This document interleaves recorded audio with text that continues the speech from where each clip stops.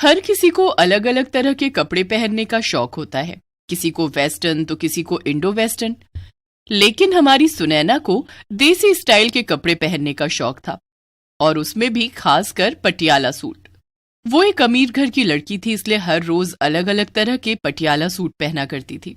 College में सभी लड़के सुनैना के दीवाने थे, लेकिन वो दीवानी थी तो बस अचल की, जो कि बिहार के एक मिडिल क्लास परिवार का लड़का था। सुनैना और अचल फर्स्ट ईयर से ही एक दूसरे को पसंद करने लगे थे, और कॉलेज खत्म होने के बाद दोनों ने शादी कर ली। लेकिन शादी के बाद भी सुनैना ने पटियाला सूट पहनना नहीं छोड़ा। शादी के बाद भी वो साड़ी की जगह पटियाला सूट ही पहनती। एक रोज उसकी सास सरला उससे कहती है, ये क्या बहू, आज भी तूने ये पटियाला सूट पहन लिया, ऊपर से इसमें बाजू भी नहीं लगवाई। मुझे तो लगता है टेलर ने तेरा कपड़ा मार लिया और इतना सा सूट बना कर दे दिया। इसकी कुर्ती तो देख, ये तो शुरू होने से पहले ही खत्म हो जाती है। अरे ये कुर्ती कम और टॉप ज्यादा लग रहा है। तू तो मुझे उस मुए टेलर का नाम बता, मैं अभी जाकर उसकी गर्दन मरोड़ती हूँ। माँ जी, ये टॉप नहीं बल्कि शॉर्ट पटियाला है, जो मैंने बड़े डिजाइनर से बनवाया है, और ये साड़ी वाड़ी ना मुझसे तो नहीं पहनी जाती। बहू, तेरे इस पटियाला सूट से तो मैं परेशान ही हो गई हूँ। अपनी सगाई से लेकर रोके तक, मेहंदी हल्दी हर जगह तूने पटियाला ही पहना है। यहाँ तक कि अपनी मुंह दिखाई पर भी तूने पटियाला ही पहना। ना जाने मुझे कब तुझे साड़ी में देखने का मौका मिलेगा। तो इसमें बुराई ही क्या है? और आपको तो खुश होना चाहिए, आपको इतनी सुंदर और मॉडर्न बहू मिली है। और देखो तो ये पटियाला सूट क्या जचता है मुझ पर। उफ, इस पटियाला सूट वाली बहू को समझाना तो पत्थर पर सर मारने जैसा है। खैर, मुझे क्या, मैं तो चली अपने कमरे में आराम करने। अपनी बहू के आगे सरला भी हार मान जाती है और वो अपने कमरे में चली जाती है। तो वहीं सुनैना किचन में खाना बनाने की तैयारी पर लग जाती है। सुनैना की देखम देख अब आस पड़ोस की बहुएं भी अपने लिए पटियाला सूट बनवा कर पहनने लगती हैं, जिससे तंग आकर कुछ औरतें सरला के पास आती हैं। अरे सरला, तेरी बहू ने तो हमारी बहुओं को भी बिगाड़ दिया। उसे देख, अब तो हमारी बहुएं भी पटियाला सूट ही पहनती हैं। इसके अलावा वो और कुछ पहनना ही नहीं चाहती। मुझे तो लगता है मेरी बहू इस दिल्ली शहर को दूसरा पंजाब बनाकर छोड़ेगी। ऐसे दिन बीतते हैं। एक रोज सरला अपनी बहू से, सुनैना बहू, गांव से तेरे दादा ससुर जी का फोन आया था। उन्होंने तुम दोनों के लिए कोई पूजा रखी है और वो चाहते हैं कि हम सब उसमें जरूर आए। ठीक है मम्मी जी, फिर तो मैं आज ही अपने लिए शॉपिंग कर आती हूँ। 3 दिन बाद सुनैना अपने पति और सास के साथ गांव जाती है, जहां स्टेशन पर उतरते ही सुनैना को देख गांव के लड़कों का मुंह खुला का खुला रह जाता है, और वो सभी उसका पीछा करते करते उनके घर के बाहर तक आ जाते हैं।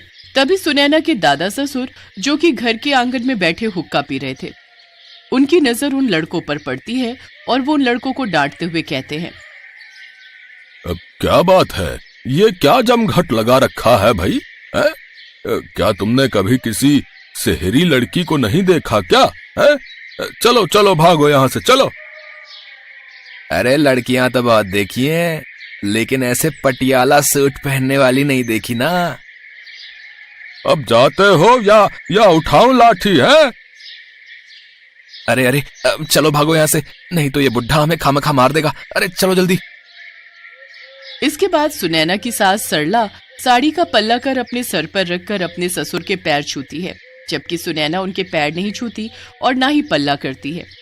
ये देख सरला का ससुर उससे कहता है, सरला बहू, तेरे अंदर हमारे घर के तौर तरीके, पहनावा सब है, लेकिन ये सब गुण तू अपनी बहू को नहीं सिखा पाई।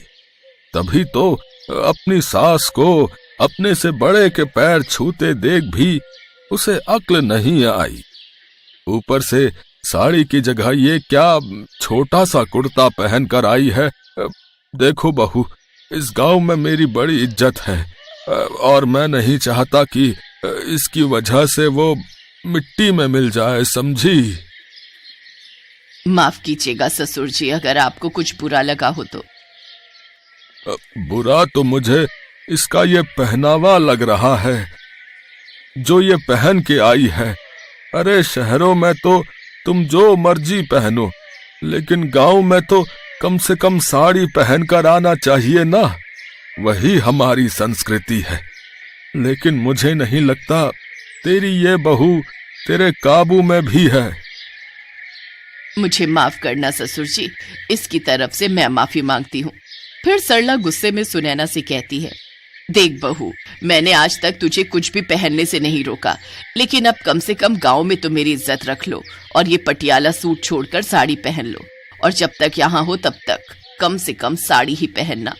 सुनैना को अपनी गलती का एहसास होता है और वो माफी मांगती हुई कहती है, मुझे माफ कर दीजिए माँ जी, आज मेरी वजह से आपको कितना सुनना पड़ा। जब आप मेरी पसंद नापसंद का ध्यान रखती हो तो फिर मुझे भी आपकी पसंद का ध्यान रखते हुए साड़ी पहनकर ही गांव में आना चाहिए था।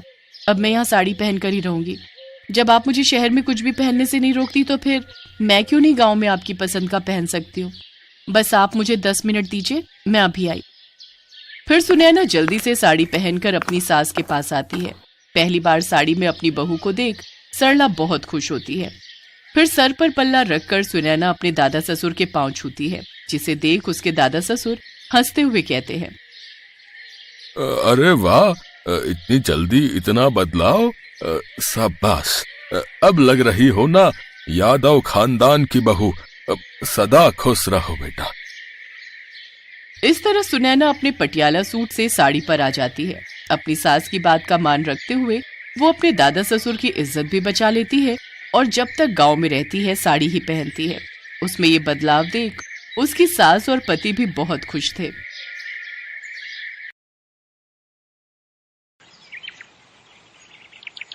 मनीष एक ऑटो रिक्शा चलाता था। जब वो 15 साल का था तब उसके पिता का देहांत हो गया। इसी कारण मनीष को ही घर की जिम्मेदारी उठानी पड़ी और कॉलेज की पढ़ाई छोड़कर पिता की ऑटो चलाने का काम मनीष ने संभाल लिया। मनीष की बड़ी बहन सुलेखा की शादी में जो उसके पिता ने कर्जा लिया था, उसे उतारने के लिए मनीष ने अपना घर भी बेच दिया और माँ के साथ किराए के घर में रहने लगा। मनीष की बड़ी बहन अपने ससुराल में खुश है। इस बात की उसे बहुत तसल्ली है। माँ, सुलेखा दीदी का मेरे मोबाइल पर फोन आया है, तुम बात कर लो, फिर मैं ऑटो लेकर काम पर निकलता हूँ। हेलो सुलेखा दीदी, ये लो माँ से बात करो।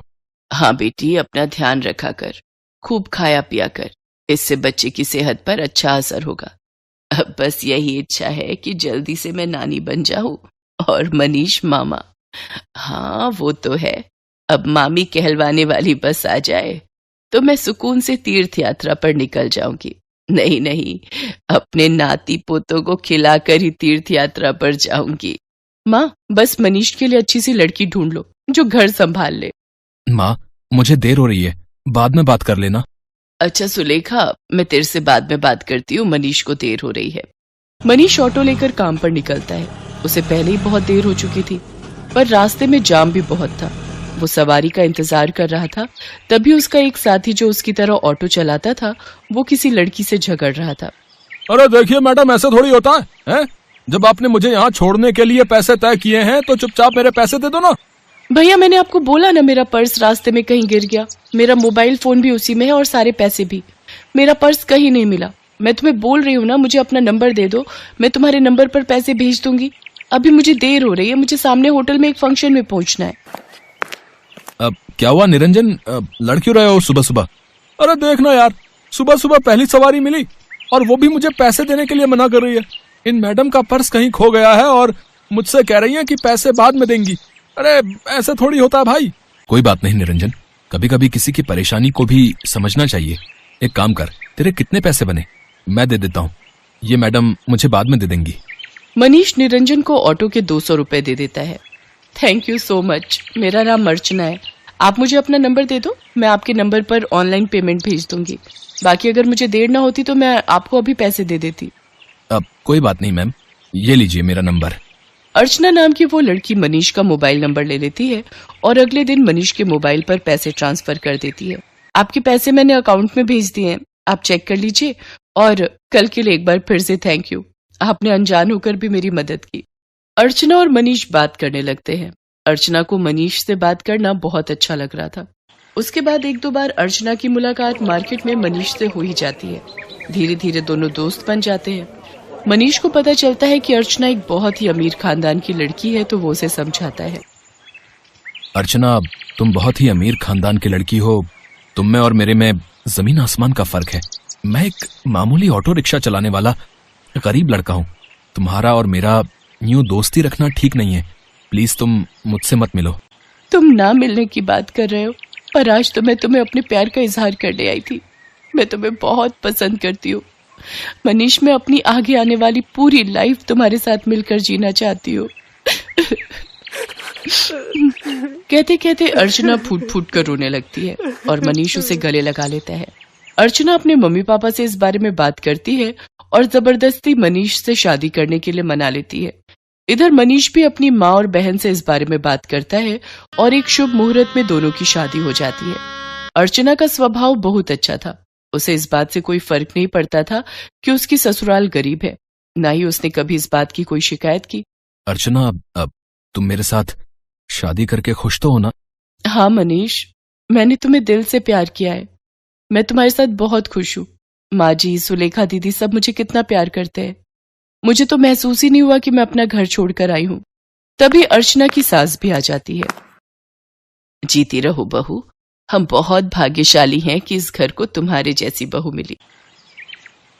अर्चना भाभी, ये देखो, मैं आपके लिए नई साड़ी लाई हूँ। आज आप शाम को कीर्तन में यही पहनना। सुलेखा दीदी, ये साड़ी तो बहुत सुंदर है, ठीक है, पर एक शर्त पर। आज आप मुझे खुद तैयार करोगे, प्रॉमिस? अर्चना की बातें सुनकर सुलेखा की आंखों में आंसू आ जाते हैं। उसने कभी सोचा ही नहीं था कि उसे इतनी प्यारी भाभी से इतना प्यार और सम्मान मिलेगा। सचमुच कुछ ही दिनों में अर्चना ने सबके दिल में एक अलग जगह बना ली।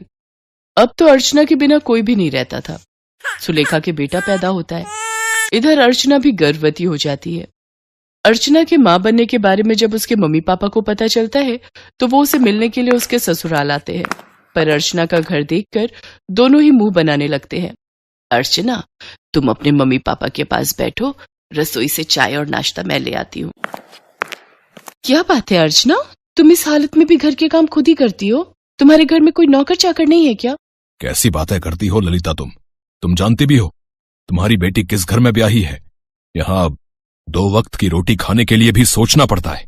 एक टाइम की सब्जी दूसरे टाइम खाते होंगे ये भला क्या नौकर चाकर रखेंगे? नहीं पापा, ऐसी कोई बात नहीं है। माँ जी और मनीष ने तो मुझे कई बार कहा है कि मैं घर में कोई काम वाली रख लूं, पर पूरा दिन मैं घर पर होती हूँ, मेरा भी मन नहीं लगता। और फिर मैं तो कुछ भी नहीं करती, सारा काम माँ जी ही करती है, मुझे उठने ही नहीं देती। ये लीजिए चाय। अर्चना, तुम्हें ये समोसे बहुत पसंद है ना? मैं ये भी हलवाई से खरीद लाई हूँ, अपने मम्मी पापा को भी दो। नहीं, मैं ऑयली फूड कम खाती हूँ। और अर्चना, तुम भी ये सब मत खाया करो। तुम्हें इस टाइम में जूस, फ्रूट्स ये सब लेना चाहिए। बहन जी, आप तो समझदार हैं, ये समोसे वगैरह ये सब बहुत नुकसानदायक है। मम्मी, आप मेरी टेंशन मत लो, माँ जी मेरा पूरा ख्याल रखती है। वो मुझे समय पर जूस, फ्रूट, दूध, दही, सब्जियां और सब कुछ खाने के लिए देती है। तभी अर्चना की ननद सुलेखा भी आ जाती है। अर्चना भाभी, मैंने डॉक्टर से अपॉइंटमेंट ले लिया है। कल सुबह 11 बजे आपको मेरे साथ चलना है, तो आपका चेकअप हो जाएगा और बाकी जो इंजेक्शन वगैरह। सुलेखा, तुम्हारा कौन से हॉस्पिटल में बच्चा हुआ था जिस डॉक्टर के बारे में तुम बात कर रही हो? जी, वो बड़े बाजार में जो हॉस्पिटल है जहां डॉक्टर नेहा बैठती हैं, वो सस्ता बेकार सा हॉस्पिटल। अर्चना, तुम उस हॉस्पिटल में चेकअप के लिए जाओगी? तुम्हारा दिमाग तो ठीक है। अर्चना, तुम एक मामूली से हॉस्पिटल में चेकअप के लिए जाओगी? तुम चिंता मत करो, इन लोगों के पास अगर तुम्हारे इलाज के लिए पैसे नहीं है तो क्या हुआ, मैं तुम्हारे लिए इस शहर के सबसे बड़े नामी हॉस्पिटल में आज ही बात कर लेता हूं। और तुम अभी के अभी अपना सामान पैक करो और हमारे साथ चलो। किसके घर? आपके घर पापा? मैं अभी अपना घर छोड़कर कहीं नहीं जा सकती। मुझे डॉक्टर नेहा, जो कि एक बहुत बड़ी और समझदार डॉक्टर है, उन्होंने सुलेखा दीदी की नॉर्मल डिलीवरी की है। उन्होंने मुझे पूरा रेस्ट करने के लिए बोला है। और शायद आपने ठीक से सुना नहीं, मुझे कल सुलेखा दीदी के साथ डॉक्टर के पास जाना है। आप थोड़ी देर और बैठेंगे या जा रहे हैं? क्योंकि अभी ना मनीष आने वाले हैं। वो शहर में एक नया रेस्टोरेंट खुला है, वहां पर मेरी फेवरेट आइसक्रीम मिलती है, तो आज मेरा वो खाने का प्लान है। तो हम सब डिनर के लिए जाने वाले हैं। अर्चना का ऐसा कोई प्लान नहीं था, ये उसकी सास और सुलेखा जानते थे। पर अर्चना अपने मम्मी पापा को एहसास दिलाना चाहती थी कि उसके ससुराल वालों का और अपमान ना ही करे तो उनके लिए बेहतर है। अर्चना के मम्मी पापा लज्जित हो जाते हैं और कुछ देर बाद वहां से चले जाते हैं। अर्चना की सास और ननद दोनों की आंखों में खुशी के आंसू थे। अर्चना अपनी सास और ननद के गले से लग जाती है।